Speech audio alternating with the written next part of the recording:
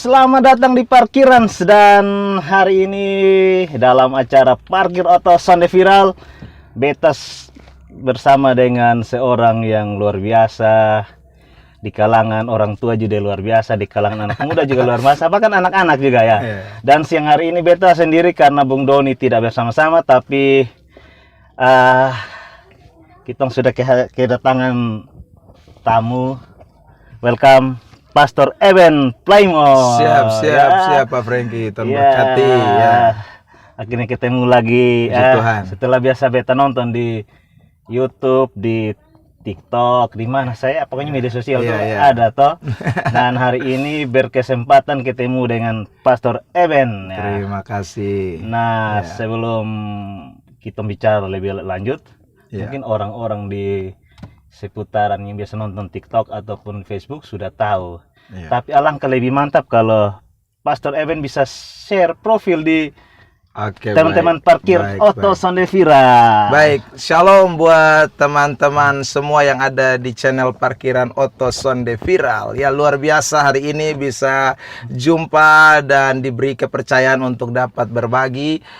Perkenalkan, saya Pendeta Eben Playmo. Saya seorang gembala sidang, tetapi juga sebagai seorang penginjil yang melayani di Nusa Tenggara Timur, di seputaran, terutama di desa-desa ya. Kami dari kampung ke kampung memberitakan Injil, dan kami bersyukur bisa ada bersama-sama dengan anggota-anggota persekutuan-persekutuan doa lingkup sinode Gemit, dan ini sebuah kemurahan Tuhan. Dan saya juga dipercaya untuk ada dalam Sekolah Tinggi Teologi Injil Indonesia Kupang sebagai dosen pengajar di sana. Oke, begitu mungkin singkatnya. Terima kasih Pastor Eben atas profilnya. Iya. Nah, ini yang menarik karena tadi bicara tentang pelayanan ini, memang dari dulu terpanggil atau memang dipaksa untuk masuk dalam ladang pelayanan? Oke, baik ya, saya mungkin sedikit saja kesaksian seputaran tentang panggilan saya menjadi seorang hamba Tuhan. Sebenarnya awalnya saya tidak kepengen jadi hamba Tuhan ya, karena saya sekolah di Sekolah Tinggi Informatika Komputer Indonesia di Malang. Ya, waktu itu ya namanya anak Kupang yang merantau, ya nakal-nakal lah, sedikit nakal-nakal lah. Iya. Jadi satu kali saya mengikuti satu acara youth camp yang mana diadakan di Batu Malang. Waktu itu saya semester 5 di kampus Sekolah Tinggi Informatika Komputer. Dan saat itulah saya mengalami lawatan Tuhan, jamahan Tuhan. Dan kemudian saat itu juga saya merasa bahwa ada sesuatu yang berbeda yang terjadi dalam pribadi saya. Ya, saya mengalami Kristus intinya, bahwa Tuhan itu hadir di dalam hidup saya. Memang sudah lama jadi Kristen dari sejak lahir, tetapi Kristen KTP lah ya. Jadi hidup ini penuh dengan segala sesuatu yang tidak menyenangkan Tuhan. Saya juga sempat terlibat dengan narkoba. Ya, jadi kehidupan yang cukup jauh dari Tuhan. Ya, sempat juga sakau dan beberapa kali dibawa ke rumah sakit, tapi bersyukur Tuhan tolong saya lewat peristiwa itu. Begitu Pak Pendeta. Jadi pengalaman pernah dalam dunia kelam ya, orang pernah bilang, dalam dunia kelam. Berarti tapi pernah masuk mafia kok belum? Pernah? Belum. Hanya pemakai saja. Hanya pemakai. Ya. Wah, jadi titik balik Pastor Eben waktu datang kepada Tuhan, apakah lewat itu kegiatan camp atau? Iya, lewat kegiatan camp itu. Setelah itu saya kemudian meresponi, mulai dekat dengan Tuhan, mulai kemudian mengikuti ibadat-ibadat pemuda. Ya, waktu itu saya masih mahasiswa di Sekolah Tinggi Informatika tersebut. Jadi saya mulai dibawa ke gereja, mulai dibaptis, ya mulai kenal Tuhan lebih dalam lagi lewat peristiwa itu. Jadi setelah kurang lebih 2 tahun saya bertobat, lalu panggilan Tuhan itu begitu kuat ya. Waktu saya ada di semester 6, akhirnya saya memutuskan untuk berhenti dari Sekolah Tinggi Informatika Komputer. Waktu saya kabarin orang tua di Kupang juga, mereka kecewa berat ya, kecewa. Dan juga saya percaya karena saya mengambil keputusan untuk menjadi seorang hamba Tuhan full timer, berhenti dari Sekolah Tinggi Informatika. Dan itu memang sesuatu pukulan bagi orang tua. Surugi banyak. Surugi banyak, surugi banyak. Apalagi beta tukang makan doin. Aduh. Ya, jadi itu sudah jadi saudara. Tapi panggilan Tuhan itu begitu kuat sehingga saya ambil keputusan untuk sekolah teologi dan akhirnya saya memberi hidup saya secara utuh untuk melayani Tuhan. Ya, begitu Pastor Frankie. Mantap.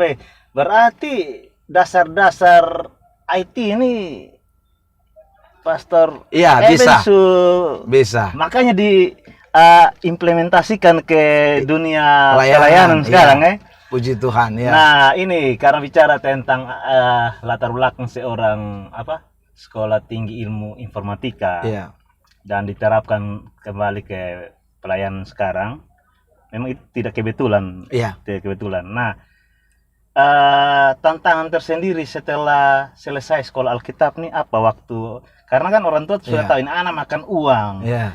Uang suai sama dia minta sekolah Alkitab lah ini. Ya, jadi tantangannya orang tua lepas tangan ya. Yang pertama orang tua lepas tangan dan mereka bilang ya kalau memang lu mau jadi hamba Tuhan, ya lu urus lu pun diri sendiri. Begitu. Jadi mereka memang tidak mau membiayai saya lagi dalam hal ini karena mereka kecewa juga karena sudah banyak berkorban, lalu tiba-tiba saya berbalik arah dan mereka berpikir jangan sampai saya main-main begitu. Jadi ya saya juga sungguh ingin meresponi panggilan Tuhan dan karena itu meskipun orang tua berkata demikian saya sudah siap dan memang betul saya sekolah teologi tanpa ada biaya dari orang tua dan menyelesaikannya semua karena anugerah berkat Tuhan. Dan saya mulai belajar mengerti bagaimana arti melayani Tuhan ya, karena tanpa ada sponsor dari keluarga satupun yang mendukung saya di dalam panggilan saya sebagai seorang hamba Tuhan. Ya, jadi itu mendisiplinkan saya menjadi seorang hamba Tuhan yang matang untuk ada di medan pelayanan begitu ya. Jadi menjadi hamba Tuhan tuh pilihan sendiri, resiko sendiri. Iya, pilihan sendiri, resiko sendiri. Nah, berarti di keluarga Pak Eben bersaudara ada berapa orang? Beta ada 3 orang. Ya. Jadi dari keluarga besar nih hanya beta sendiri yang jadi pendeta. Iya, beta yang jadi pendeta. Begitu. Biasa Pak Eben ya. Nah, ini pertanyaan yang sering kali karena bicara Pak Eben kan pelayanan via media sekarang. Iya. Nah, dari dulu kan paling banyak orang pikir melayani lewat YouTube, lewat Facebook, lewat media sosial tuh sama kayak orang bilang cari-cari muka Pasti ada tantangan seperti itu yang pernah didapat kok belum? Iya.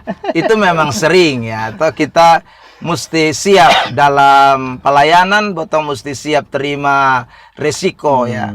Namun yang penting bagi kita kan sekarang motivasi kita. Yes. Ya, jadi kalau kita menggunakan media sosial untuk cari nama, ya mungkin itu juga penilaian orang. Jadi kita jangan terpengaruh dengan penilaian orang. Tergantung kembali kepada kita punya diri, bagaimana kita memakai satu alat yang ada atau media yang ada untuk menjadi sarana. Jadi kita harus tahu bahwa Tuhan itu kan punya banyak cara untuk memakai seseorang, untuk bagaimana Injil itu dapat sampai kepada orang lain. Dalam pelayanan itu kan tidak satu cara.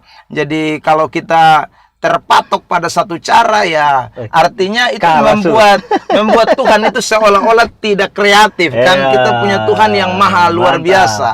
Jadi karena itu kalau ada media-media seperti ini adalah baik kita gunakan untuk kemuliaan bagi nama Tuhan ya. Intinya adalah motivasi kita, itu yang pertama ya. Jadi tujuan kita apa di dalam kita menggunakan semua media-media sosial. Kalau hanya untuk tenar, untuk cari sesuatu ya saya rasa nanti pribadi kita yang bertanggung jawab dengan Tuhan. Tapi kalau kita tahu bahwa ini adalah bagian yang terbaik untuk kita gunakan untuk menyatakan tentang Tuhan, itu luar biasa ya. Jadi penginjilan yang paling murah tuh lewat media sosial. Kita nggak perlu kasih keluar uang tiket, bisa orang nonton di Amerika di mana-mana kan sudah bisa jangkau ya begitu. Bahkan kan dulu orang bilang mau melayani di TV, radio setengah mati. Sekarang kan mudah ya. Betul. Nah, jadi Pak Eben, ini kan pelayanan kan tadi unik. Karena orang sering kali bilang, beta mau cari pelayanan tuh di kota-kota besar. Iya. Tapi tadi awal Pak Eben bilang, beta dari kampung ke kampung, desa ke desa. Iya. Untung kosong deh. Ya, kalau bicara untung secara jasmani tidak ada, Ya. ya toh. Namanya supi di tempat-tempat begitu tuh ya banyak resikonya. Jalan medan yang cukup berat. Ya, saya berulang-ulang kali alami, bahkan ke Raijua pernah hampir tenggelam. Wih. Ya, jadi banyaklah, kayak Alor juga begitu, pernah juga hampir tenggelam juga. Jadi banyak situasi-situasi pelayanan yang tidak menyenangkan karena di daerah-daerah yang cukup jauh dari perkotaan dengan cuaca yang ekstrim, kita sering pergi pelayanan, jadi memang secara jasmani tidak menguntungkan. Tapi kita percaya bahwa semua yang kita lakukan kan tujuannya bukan untuk keuntungan jasmani, tapi bagaimana penjangkauan jiwa. Dan saya selalu ingat Paulus pernah berkata kepada jemaat Tesalonika bahwa jemaat Tesalonika itu mahkotanya. Jadi kalau kita memenangkan satu jiwa saja itu luar biasa. Itu ada mahkota yang Tuhan sediakan di sorga. Ya, begitu. Mantap. Luar biasa kisah Pak Eben nih. Nah, selama pelayanan di kampung-kampung tuh, pernahkah tidak dapat tantangan yang luar biasa? Mungkin ada sementara khotbah di atas panggung, orang datang serang atau datang togor, soalnya boleh, pernah? Oke, saya pernah bukan di kampung-kampung, justru dalam penggembalaan ya. Dalam penggembalaan saya pernah mengalami itu karena memberitakan Injil dengan terus terang dan kemudian tidak disetujui oleh orang-orang tertentu yang merasa bahwa itu menyinggung dosanya, menyinggung ini. Jadi saya pernah hampir dipukul, ya, diusir pernah, diludahi pernah. Ya, jadi itu pengalaman di dalam pelayanan. Tapi ya kita tidak responi tentu dengan juga membalas, tapi ya hanya berdoa saja. Istri yang menangis, tapi kita percaya bahwa semua itu adalah bagian dari proses dalam pelayanan yang Tuhan izinkan. Begitu, Pastor. Mantap. Jadi pelayanan latar belakang sekolah tinggi informasi, akhirnya pindah ke sekolah tinggi teologi ya. Berarti ini kombinasi yang supas nih untuk era sekarang ya. Nah, motivasi apa yang akan Pastor Eben sampaikan kepada anak-anak jika anak-anak menghadapi situasi seperti yang pernah? Oke, baik.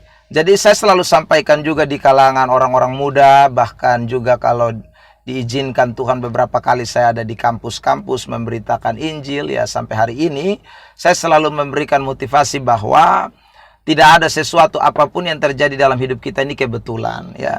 Semua itu ada dalam rancangan Tuhan. Semua itu akan membawa kita untuk melihat sesuatu yang baik ke depan. Jadi kalau ada sesuatu yang terjadi hari ini, itu berarti Tuhan punya maksud untuk ke depan.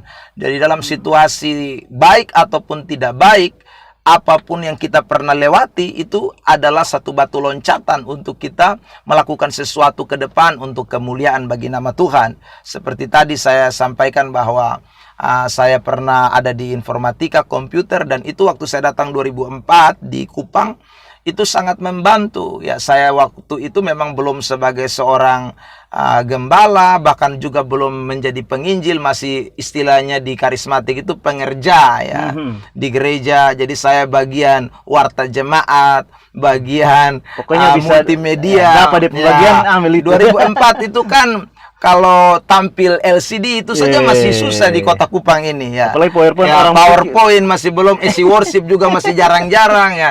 Jadi tapi saya bersyukur Tuhan membawa saya ada di bagian itu, sehingga waktu saya datang saya mulai membagikan bagian itu dalam pelayanan pekerjaan Tuhan di beberapa gereja, sampai akhirnya saya menjadi gembala sidang, dan hari-hari ini juga saya terus menerapkan apa yang saya dapat dari ilmu yang pernah saya dapati dulu. Dan itu yang mungkin saya mau motivasikan buat orang-orang muda hari-hari ini yang sedang ada di dalam bagian-bagian tertentu yang Tuhan percayakan. Ingat bahwa semuanya kita harus lakukan untuk kemuliaan bagi nama Tuhan. Begitu, Pak Frank. Ya. Mantap. Jadi ini bincang-bincang kita siang hari ini dengan Pak Eben ya. Jadi kawan-kawan yang mungkin penasaran, kok Bapak tua selama ini pelayanan, dia main YouTube, Facebook, wih mana sedih hebat. Nah ternyata Bapak tua ini punya basicnya ada di situ ya. Nah Pak Eben, thank you untuk sudah hadir di parkiran meskipun tidak lama dalam kita bincang-bincang, tapi Iya. setidaknya video ini bisa menjadi berkat untuk Iya, semua yang nonton, dan sukses untuk pelayanan Siap. di gereja, di Baik. keluarga, bahkan di mana saja Tuhan mau pakai ya. Iya, terima Oke. kasih Bang Rengki. Terima kasih teman-teman parkir Orto Sonde Viral. Kita sudah dengar cerita dari Pastor Ewen Playmo ya, betul Iya, ya? benar, Ya. benar. Dan jika teman-teman suka video ini, silakan share, like, subscribe, dan biar menjadi motivasi bagi kita semua yang ada. Amin. Oke. Amin. Dan bersama saya Frankie dan Pak Pastor Ewen, Ewen Playmo. Ya. kami di acara Parkir Orto Sonde Viral. Sampai jumpa. God bless you. God bless you.